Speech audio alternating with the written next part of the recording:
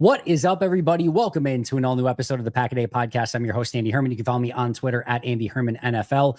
It is Saturday. Hope your weekend is going amazing, and always appreciate you guys checking out the podcast, even on the weekend. You guys are the diehards, the dedicated ones. Appreciate you guys a ton. Here's the deal, right? Training camp is coming up in a week and a half.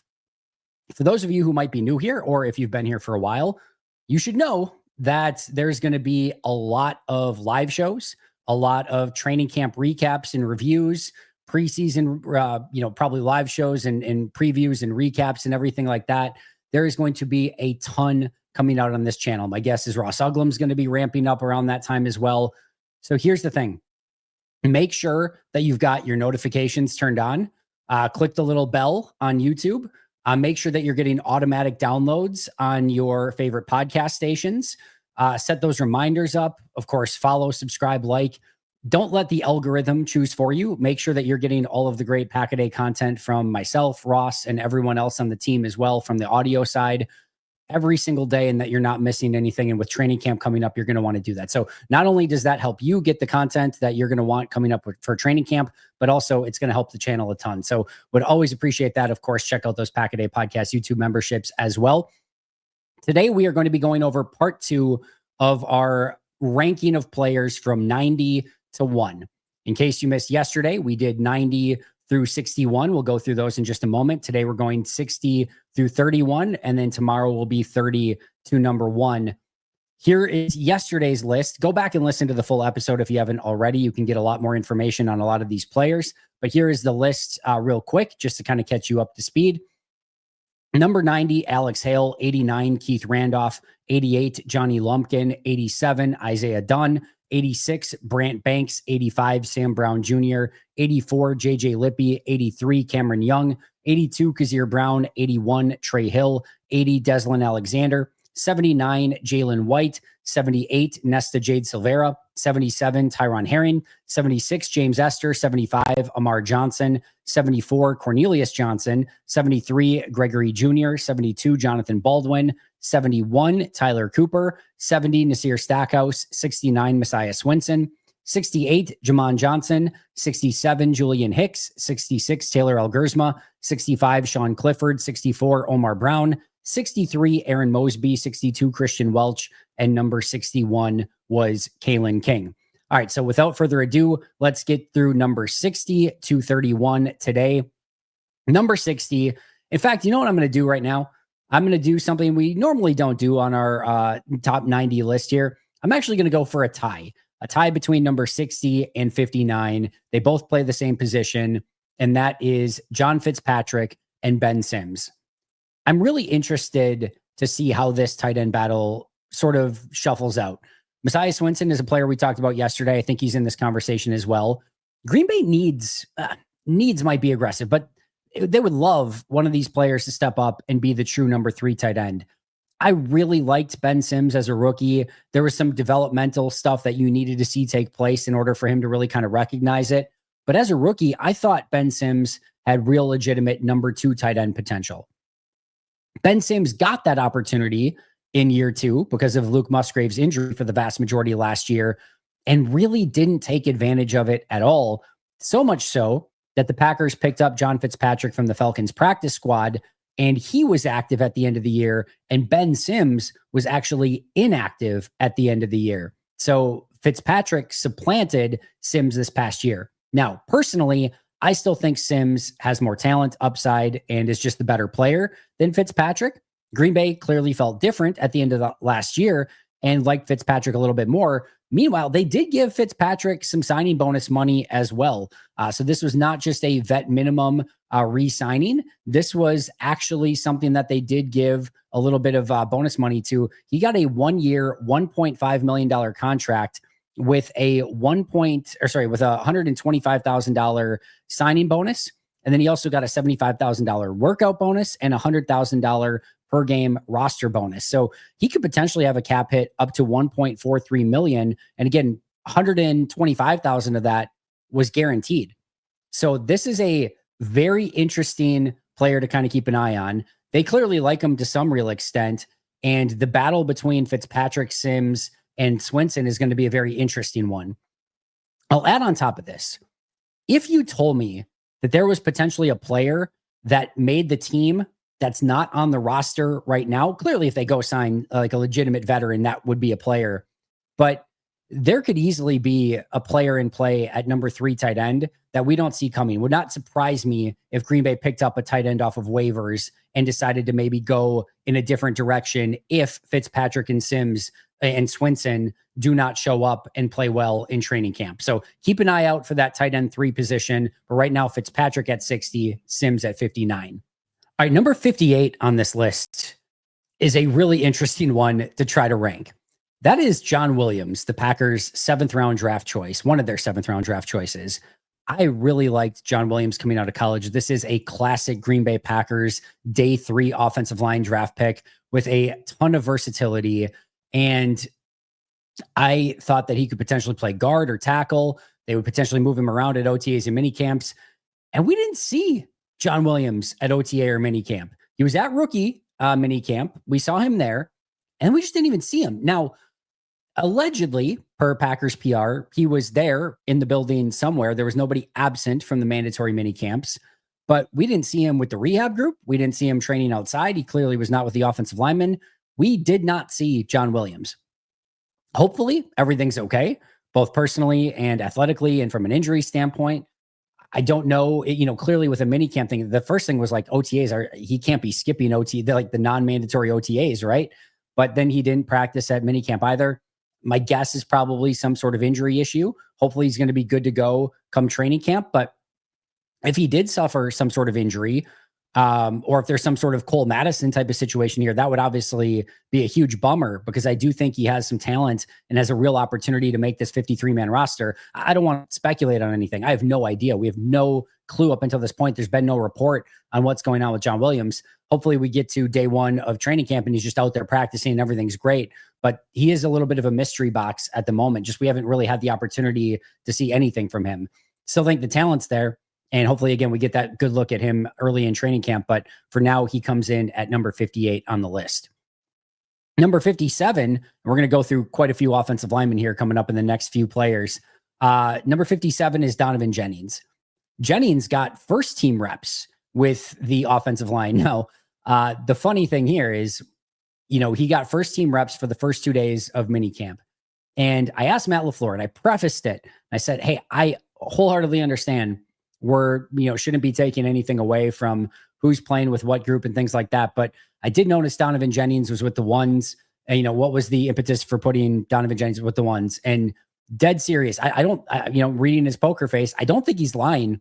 Matt LaFleur said, I didn't even know Donovan Jennings was with the ones. So they do move these guys around quite a bit. It has to mean something, right? Somebody, whether it was Adam Stenavich or Luke Butkus or somebody, decided that Donovan Jennings was going to get the opportunity to work with the ones and start with the ones on that side, on the one side of the field, right?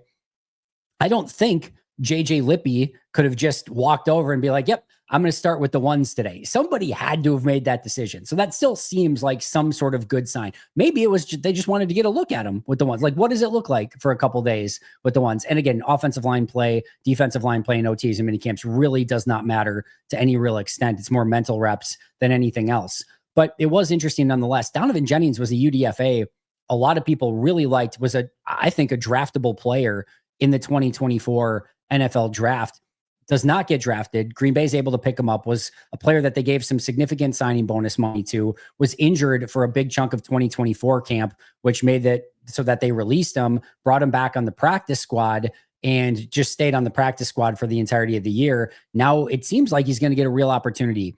I think Jennings has a legit chance to make. Now they probably need to keep, 10 guys on the offensive line. Maybe he could make it as number 9. He has some heavy lifting to do with the offensive lineman ahead of him. Them drafting John Williams, the guy we just talked about, that adds even more competition to that room. But I do think Jennings has a real chance here. And again, the fact that he got some time with the ones in minicamp, I don't think can be a bad sign for him. So very excited to see what he can do in camp. And if he gets more additional reps with the ones, clearly I should note as well, the reason he was with the ones was because Aaron Banks was out injured at the end of mini camps. So that opened up that left guard spot. But still, they did give it to Donovan Jennings in that situation. Number 56 is the other 7th round pick. We're going to skip one that's not an offensive lineman here. That is Micah Robinson. this is another one that's really intriguing. I liked Micah Robinson's tape. I watched him quite a bit because he was a top 30 visit for Green Bay. And we know those top 30 visits have a great chance of becoming Green Bay Packers. He was not high on a lot of like draft Nick boards. Like he was well down the list, like 500, 600 on I think the consensus draft board. You went and watched him and you immediately saw the speed stand out. Super competitive. He battled for everything, not super agile. You definitely want him as an outside corner, but he has great speed and he fits very well in Jeff Hafley's defense. He also had some time injured in minicamp, which is not what you want to see from your rookies, of course, and certainly all these corners. But he did make a play. I can't remember if it was OTAs or like day one of minicamp. He did make a really nice pass breakup, and I think it was like a 2-minute drill. So there was already a couple signs here and there. And again, this corner position, number 4, 5, 6, all of them are wide open. And when you're drafted, it does give you a little bit of a leg up. So I'm going Micah Robinson, number 56 on this list.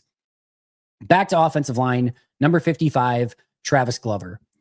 Glover's a really interesting player. So if Green Bay is, in fact, making over this offensive line to be a bit bigger, oh, hello, Travis Glover. He's a big, physical, a little bit more kind of mauling offensive lineman.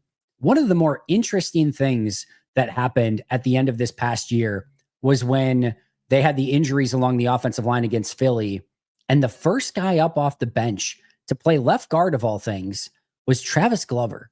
Now, unfortunately for Glover, it didn't go great. It's a tough situation, really getting your first playing time at a position you didn't play in college as a rookie in the playoffs against the best defensive line in football. Welcome to the NFL, kid. But he was the one that they trusted with that assignment, which is really interesting. Now, again, it didn't go great. He got benched. Kadeem Telford came in, but they clearly liked something about him to put him in that position and give him that opportunity.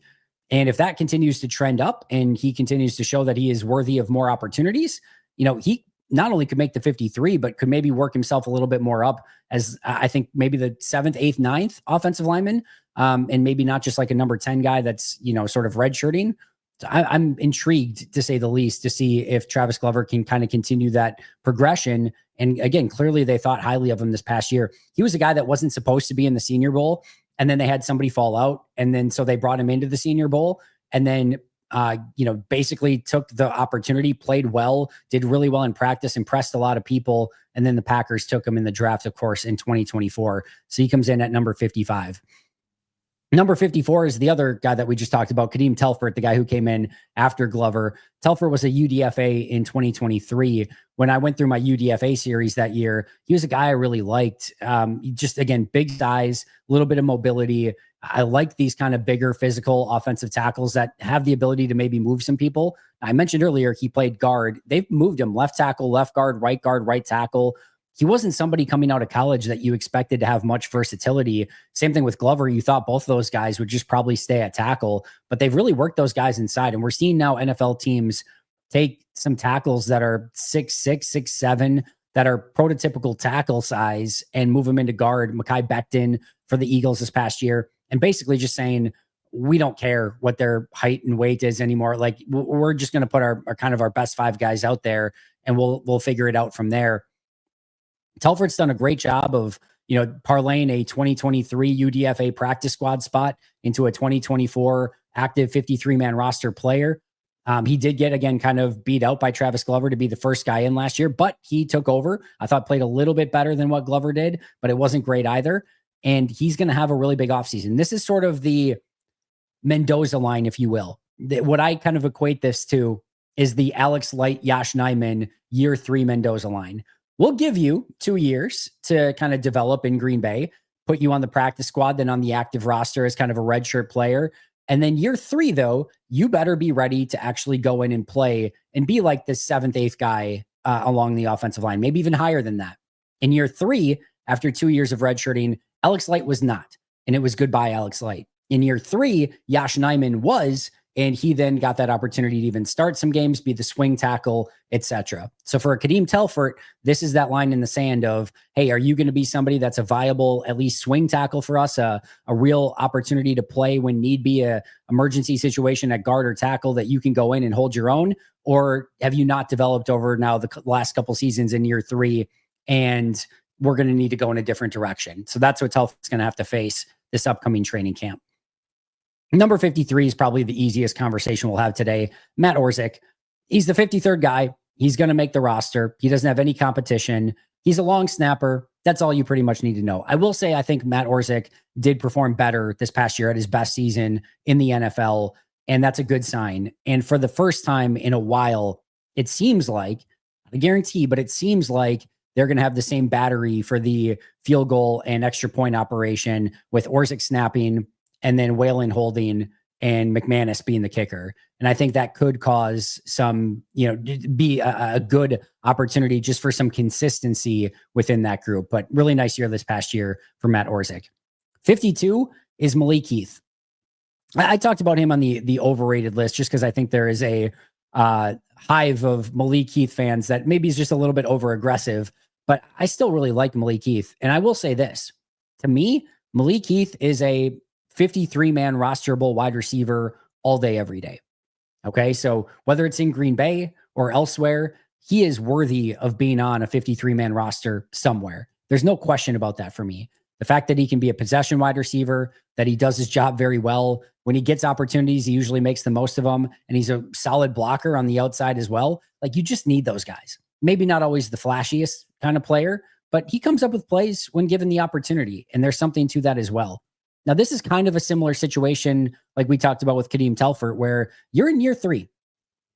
And for Malik Heath, he probably needs to show a little bit something, and certainly will need to if he wants to try to crack this wide receiver room in Green Bay. We've talked about might just be one spot at best, maybe 2.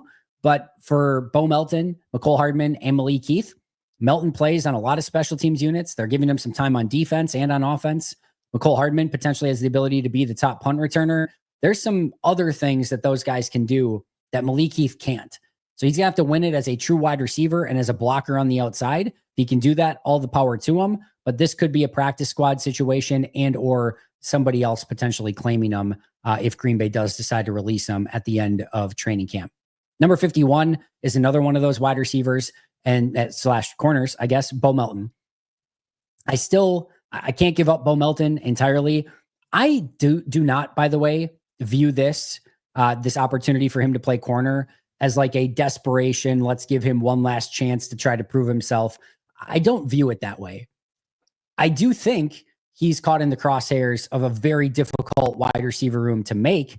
And I think anything that you can do extra adds to your value. And I do think this gives Bo Melton a very rare opportunity to put on his resume a ton of different positions and just value that he can add on a 48-man roster on game day. When you have the ability to be on the kick return team, the kick coverage team, the punt return team, the punt coverage team, potentially be at worst emergency corner, but maybe even like, again, the number 5 or 6 corner, and be a number 5 or 6 wide receiver as well, that's potentially like 3 different roster spots: a special teams ace, a wide receiver 5, and a corner 5 or 6. That, again, could go to 3 different players on game day, and you could put one guy who can do all of those things. That is so much value. So it certainly adds to his ability to potentially make this team. Now, he's going to have to show that he can be a viable corner. There's a long way to go before we get to that point. I will say I thought he kind of looked the part when given the opportunity in corner and minicamp, but that's a long way away from trying to cover Justin Jefferson in a game, right? So we'll see if Melton can continue on that trajectory, but I do think his added value gives him a little bit of a step up to try to make this team, but I don't think it's a desperation thing, and I do still think he's a very solid wide receiver that is worthy of being a number 5 or 6 wide receiver in the NFL. Number 50 is a player that I really like and actually have some legitimate expectations for, and that is Kamal Hadden. To me, Kamal Hadden has a not only real opportunity to make this 53, but to be the next guy up. I think of Micah Robinson, Kalen King, Gregory Jr., Kamal Hadden. Of that next group of corners, I think Kamal Hadden is the best of that group. Now, he doesn't have versatility, meaning you can't play him in the slot. He's going to have to be a true outside corner, in my opinion, in Green Bay. But I think he's got talent, and I think he can play in the NFL.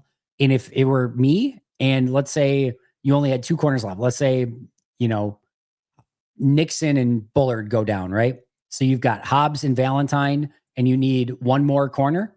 No question about it. Really, any of the 2. If any of the 2 go down, Kamal Haddon is my next guy up. And he would be playing on the outside. And I think he can hang. I think he can absolutely hang in this Jeff Hafley defense. He's a willing and able tackler. He's got good size. The speed is a little bit of an issue, the long speed. But guess what? You've got Xavier McKinney patrolling the back end of the defense to help out with that a little bit. So he's not perfect, right? He's a 6th-round pick that got released pretty easily by KC this past year. But I think Green Bay found a little bit of something here. Not only do I expect him to make the 53, again, I think he's going to end up as the true corner 4 in Green Bay this year, barring any other transactions that they make at the position. Number 49 is Jacob Monk. Jacob Monk got a great opportunity in OTA and minicamp with Elton Jenkins being out, that he was the starting center for all of those weeks. And there's a couple of things that does. A, it gets him on the same page with Jordan Love from a snap standpoint, as well as just the cadence, the checks, the audibles, all those sort of things. It also gives you the opportunity to work with the ones. And sometimes with players, you might not look as good when you're with the 2s or the 3s because everything around you is chaotic. The quarterback's worse, the running back's worse, the receiver's worse, the tight end's worse. Sometimes you just need good players around you to sort of elevate your game as well. And just being, with those type of top players, it can show like, oh, this guy can go out there and play at that level. So just getting that look with the ones, I think, is going to be very valuable for him as well. I do like Monk as a center. The player that I have equated him to since Green Bay drafted him is Lucas Patrick. Not the biggest guy in the world, not going to maul anybody, but just a very sound, athletic offensive lineman who's going to work extremely hard, do his job, has center guard versatility. If you told me Jacob Monk could turn into what Lucas Patrick gave Green Bay for however many years, Patrick's still playing in the league. Like he's made a really nice career out of it, and deservedly so. Was always like the first guy out there when you're at training camp to get out there and start working. One of the last guys to be practicing as well. Just gave it his all. If Monk can give you something similar to what Lucas Patrick gave, I think you will. That's a more than valuable 5th-round pick that they spent on him. But it's a great opportunity for him. Hopefully, he does not get that opportunity in training camp because we would all love Elton Jenkins to be out there and practicing. But if he's not, he's going to have a real opportunity to get some time with Jordan Love and the ones, I would think, at center again come training camp. On the flip side of that, I do think Monk's going to have to earn his spot, though. There's a lot of competition on the offensive line. I wouldn't put him as a lead pipe lock to make the team. He's a good bet to make it, but he's still going to have to go out and earn that spot in training camp this year. Hey friends, I'm so excited to tell you about this new game-changing product that I've been using before a big night out. It's called Pre-Alcohol. Now, ZBiotics Pre-Alcohol Prebiotic Drink is the world's first genetically engineered prebiotic. It was invented by PhD scientists to tackle rough mornings after drinking. Here's how it works. When you drink, alcohol gets converted into a toxic byproduct in the gut.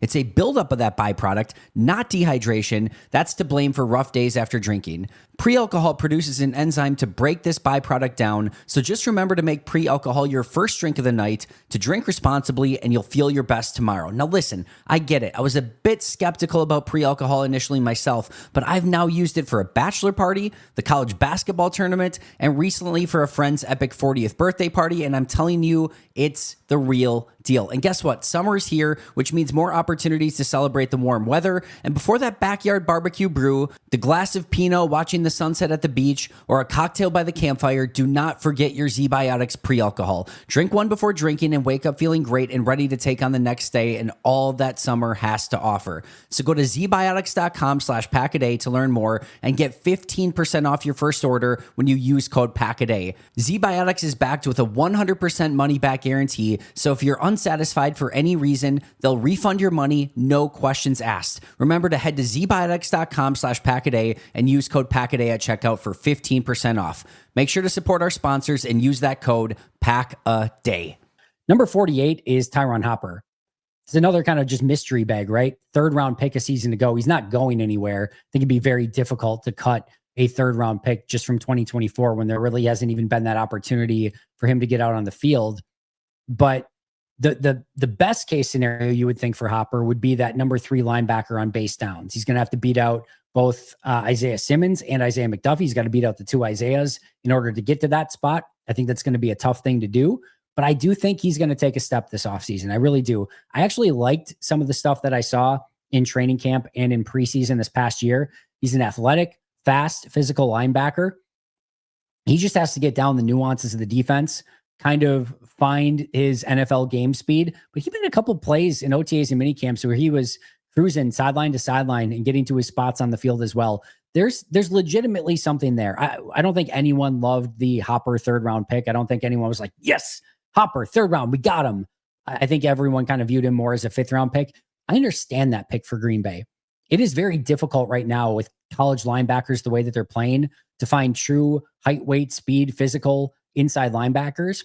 And even if one didn't have the greatest college tape, when you find that prototype, you kind of just take it and hope you can develop it. They took it. He's got that prototype. Like, you look at him out on the field and you're like, he looks as, as physical and athletic as a linebacker that you would potentially want as a starting linebacker in the NFL. He has it. Now it's just, can he put it together? So I understand the pick, even if I didn't maybe love it at the time, but now would be a great time for Tyron Hopper to kind of make that jump in 2025. Number 47 is Daniel Whalen. I really liked Whalen in his first season, about the first half of last season. Very Jaden Reed type trajectory here. First year and a half went well. The last half of last year was a little bit too up and down for my liking.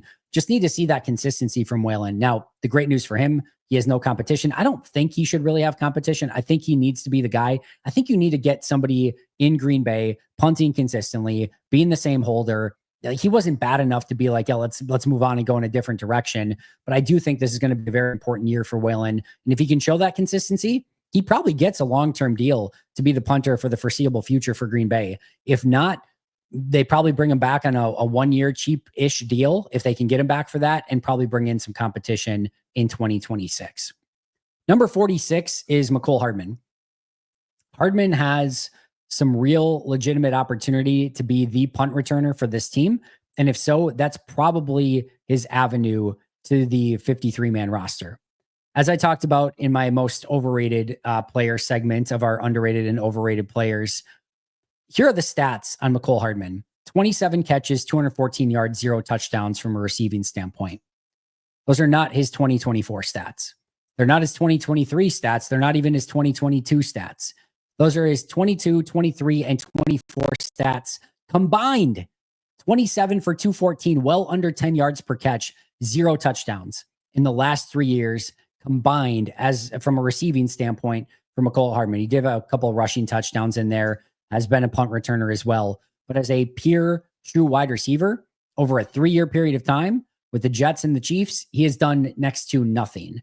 So he's going to have to prove himself and find a way to make this team not only as a returner, but show a little bit more as a wide receiver as well. If he can do that, I think he has a real chance to make it at the bottom of the roster as a 53-man roster guy. But as we've talked about, this wide receiver room is insanely difficult to make. He's battling with Malik Heath and Bo Melton. Heath and Melton are younger, have some potential team control, especially with Heath, I know for sure, and maybe even arguably a little bit more upside. But I love Hardman's punt return ability. I do think you can use him as a gadget guy. I did think his tape in KC had some opportunities to hit him, and they just didn't. I thought they could have utilized him better. And then what I will also say for Mecole Hardman is not only the special team stuff, but he adds a veteran mentality to that locker room at wide receiver as well, which I think could be a real added benefit.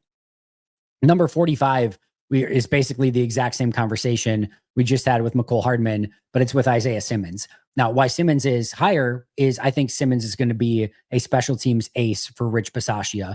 I think he's going to be one of their best special teams players this upcoming year. At least that's the hope. That's the expectation. He's got to make the team first, but if he can, and I think that's the way he's going to do it, there's some real opportunity for him to kind of be a real game wrecker on teams. Fingers crossed.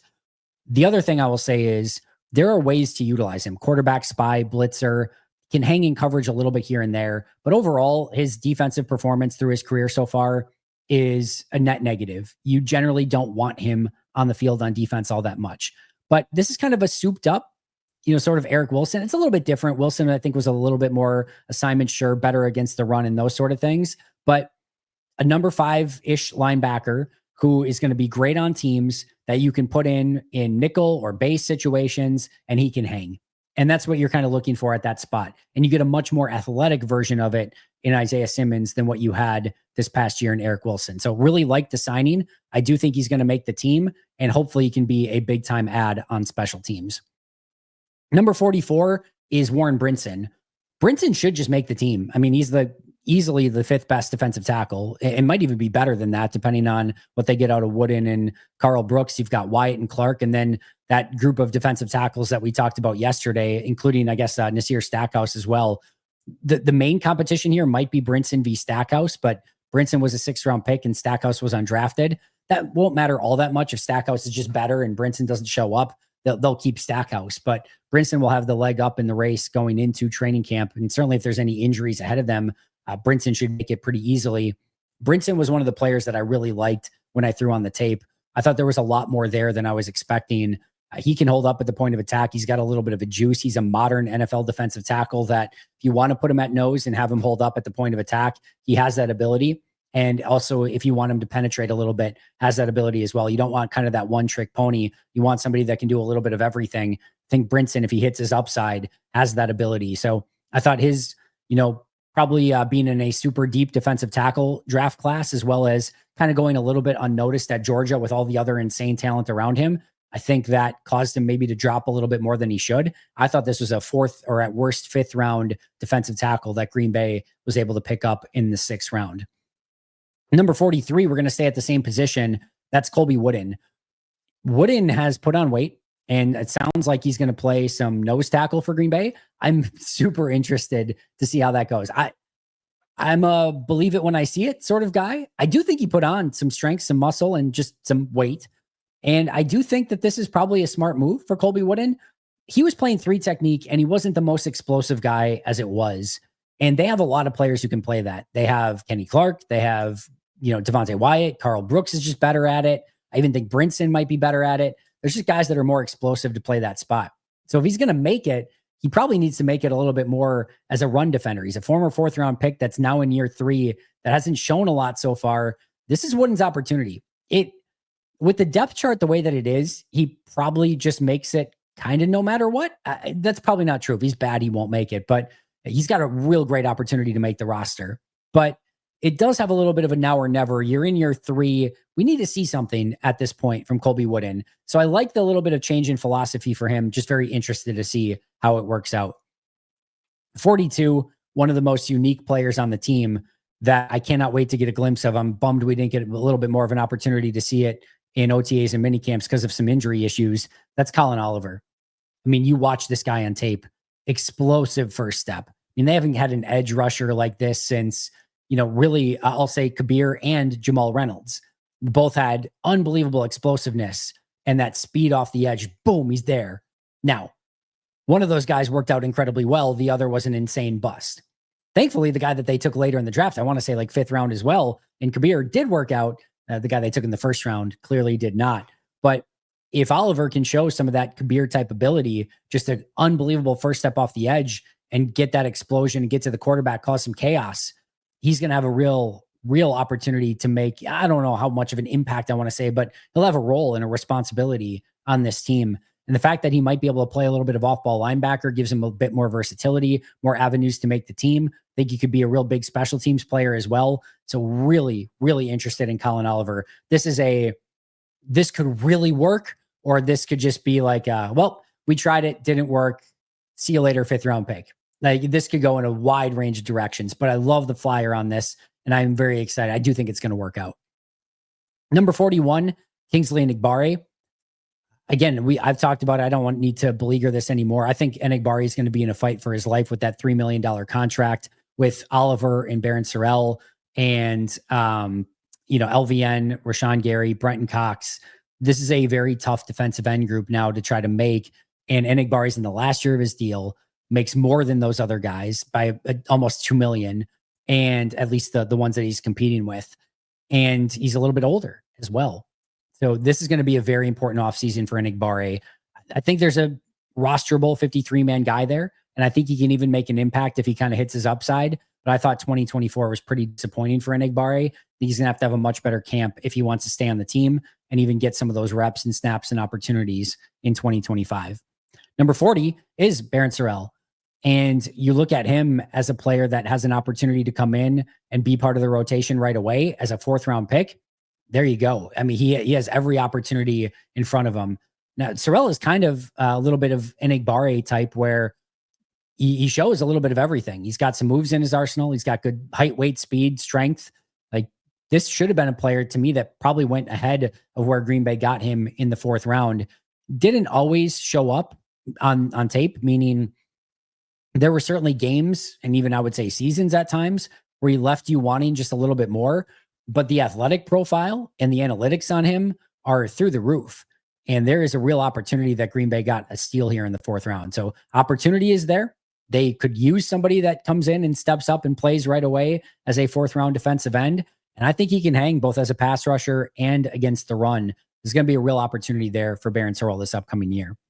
39 is Brenton Cox. We're going right through these defensive ends. 42, Colin Oliver. 41, Enigbare. 40, Barron Sorrell. And 39, Brenton Cox Jr. In a small sample size, Brenton Cox had a really great pressure rate and also showed that he was able to hold up against the run. And this is why I say, if it comes down, because I don't think Sorrell or Oliver are probably going anywhere. Neither are Gary or LVN. So if this comes down to Brenton Cox Jr. or Kingsley Enigbare, I just thought Brenton Cox Jr. was better last year, not to mention the team control, the younger player, the salary situation, right? Brenton Cox has all of those things going in his favor. I think they found something there in Brenton Cox. Now, I'm not saying starting play or anything like that, but I think they found a really cheap number 3 or 4 defensive end option, at worst number 5. I really wouldn't want to get rid of Brenton Cox at this point. Now, if he has a really bad camp or doesn't show up or anything like that, sure. By no means is he a lock to make the roster, but should have a real opportunity to make it in 2025. And not only that, I think he should, and I think he should have a real legitimate role on this team if he can carry over what he did in 2024. Number 38, I might be a little bit too high on this player, and he's certainly in a battle for his roster spot. But that's Chris Brooks. This is just one of those running backs that every team needs. He catches the ball well out of the backfield. He pass protects well. He run blocks well. They even in that pony package used him as like a lead fullback in some situations. He can run the ball well. He can play on special teams. He's like the ideal number 3 running back. You kind of want your bell cow. You want a flashy number 2 that can give you some spark. Hello, Marshawn Lloyd. Hello, number 1, Josh Jacobs. And then you kind of want just your do-it-all blitz pickup guy, catch the ball to the backfield, 3rd down back. Think of like a Tony Fisher. Tony Fisher for Green Bay back in the day. That's Chris Brooks. And I actually think Brooks is a better runner than what Tony Fisher was. So I really like him. I thought Green Bay found a real gem and kind of hidden diamond in the rough. It just out of nowhere in 2024. He was, one of the players that you didn't expect anything from coming off of a just street free agent signing. And he quickly became somebody that you could count on in the backfield. So very high on Chris Brooks, but he's definitely in a fight for that roster spot. If they keep 4 running backs, he's probably safe. If they keep 3, the battle between him and number 37 on my list, Emmanuel Wilson, gets pretty intense. I think Emmanuel Wilson can be a really good running back in this league. I really do. He needs an opportunity. He needs to get a little bit better at pass pro and at catching the ball out of the backfield. But I thought he made strides in both of those things in 2024. We've seen some of the explosiveness. He runs behind his pads well. He's got pretty good vision. We saw him in that preseason game take 70-yarder to the house against Cincinnati a couple of years ago. I think he's actually a pretty complete back right in front of our eyes. I would hate to see Emmanuel Wilson go. I mean, PFF had this guy in the 80s last year when given the opportunity. He's a good player. And if Josh Jacobs does go down, Wilson can carry the load. I think you could give him 18 to 20 snaps per game. You know who I think he can be that Green Bay want? I think this can be the player that Green Bay wanted A.J. Dillon to be. Now, not quite that physical of a runner, right? But somebody that runs behind his pads is a little bit bigger, has has some juice to it. I think he can break some of those runs that Dillon didn't have the ability to do. I think what they kind of foresaw in A.J. Dillon, I think Emmanuel Wilson can actually be. So he comes number 37 on the list. Number 36 is Zane Anderson. Just Mr. Solid, do it all. He's a little bit older. I do think he's in a little bit of a fight to kind of make this team. But when he had the opportunity to start at safety last year, he looked good. He looked the part. He was right there. And I think he's going to have the ability to show out in preseason when he gets any reps out there. Like if he's in the number 3s on defense, he's going to stand out in a pretty significant way because this is a player that played well with the 1s last year. Not to mention he is a core special teams guy. Probably somebody that Rich Bisaccia is going to fight tooth and nail to have back on that unit. He's a pretty good bet to make the team. I do think I on my 53, I kind of left him off. I didn't want to do it. Just it was really tough to kind of get everyone out there. I do think he probably makes the 53. He's just a really good football player. And outside of the age thing and just not having a ton of upside as a player, meaning there's probably nothing special there, right? You're not going to get a Pro Bowl player out of him. And, again, he's a little bit older at this point. Outside of that, just a really good football player. Someone I think Green Bay is very happy to have on the roster. Number 35 is another safety. That's Kitano Ladapo. I think Green Bay has something here. I think they have a legitimate starting safety. I also think they have somebody who could potentially play that Raven Green role and go down in the box as like a nickel linebacker if they ever needed to or wanted to. They probably don't need to because they have Quay and Edgerrin Cooper. But if one of those guys get hurt and they don't want to necessarily put Isaiah Simmons or maybe a Tyron Hopper out there, I could see Oladapo getting some opportunity there as well. But I'm interested to see if Oladapo gets in the conversation with Javon Bullard for that number 3 safety spot. He is a physical presence. He is fast. He's athletic. And again, when given the opportunity last year, I think it was the Chicago game at the end of the year, he graded out well and looked really good out there at safety. So Green Bay just has a unbelievable, just embarrassment of riches and depth at that safety position. And I think Kitano Ladapo is ready to take a step in 2025. 34 and 33, we could probably talk about simultaneously. That's Savion Williams at 34 and Anthony Belton at 33. They're third and second round picks.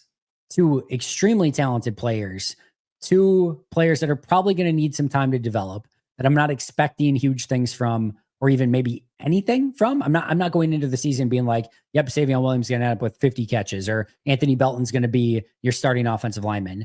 In fact, if you told me that these 2 were inactive a decent part of the year, I would probably totally believe you as well. But they're both incredibly talented players that have extremely high ceilings and upsides. And I'm excited to see if they can get involved sooner rather than later and have that opportunity to maybe play if and when needed this upcoming season. So the expectations for them, it's tough to kind of do it. Ranking them with the rest of the players on this team, also very tough to do. I think kind of putting them side by side, Savion Williams at 34, Anthony Belton at 33, kind of makes a lot of sense here. Number 32 is Isaiah McDuffie. Isaiah McDuffie's probably never going to be anyone's favorite Packer. There's probably not going to be not a lot of number 58 jerseys in the stands. Core special teamer. He plays linebacker the way that it's supposed to be played. Every step, every position that he's in, everything is just by the book. And you watch him play and you're going to see linebacker play the way that it's supposed to be. Upside, maybe not there, but right place, right time, assignment, sure. Knows the calls, the checks, the audibles, obviously has that familiarity with Jeff Hafley from his days in Boston College. This was a player that I think a lot of people expected, Green Bay just to kind of move on from, knowing that they had Tyron Hopper as a 3rd round pick and maybe would take a linebacker in the draft. All right, they'd probably just move on from McDuffie. It was I think the first player that they re-signed was McDuffie this offseason. They clearly like him. I think deservedly so.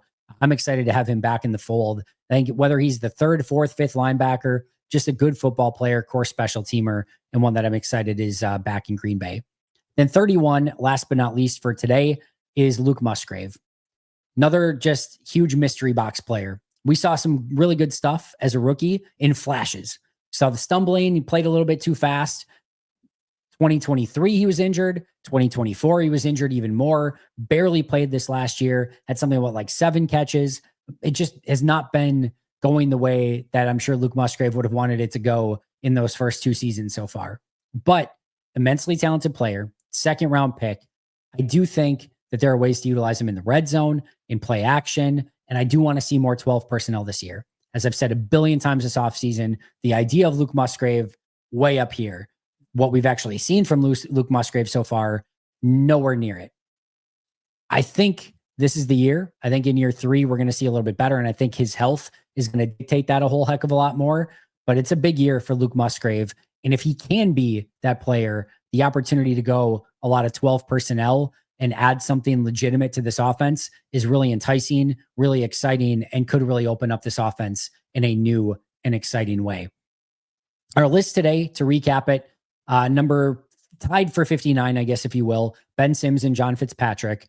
58, John Williams. 57, Donovan Jennings. 56, Micah Robinson. 55, Travis Glover. 54, Kadeem Telfort. 53, Matt Orzik. 52, Malik Heath. 51, Bo Melton. 50, Kamal Haddon. 49, Jacob Monk. 48, Tyron Hopper. 47, Daniel Whalen. 46, McCole Hardman. 45, Isaiah Simmons. 44, Warren Brinson. 43, Colby Wooden. 42, Colin Oliver. 41, Kingsley Nigbare. 40, Barron Sorrell. 39, Brenton Cox Jr. 38, Chris Brooks. 37, Emmanuel Wilson. 36, Zane Anderson. 35, Katana Ladapo. 34, Savion Williams. 33, Anthony Belton. 32, Isaiah McDuffie. And 31, Luke Musgrave.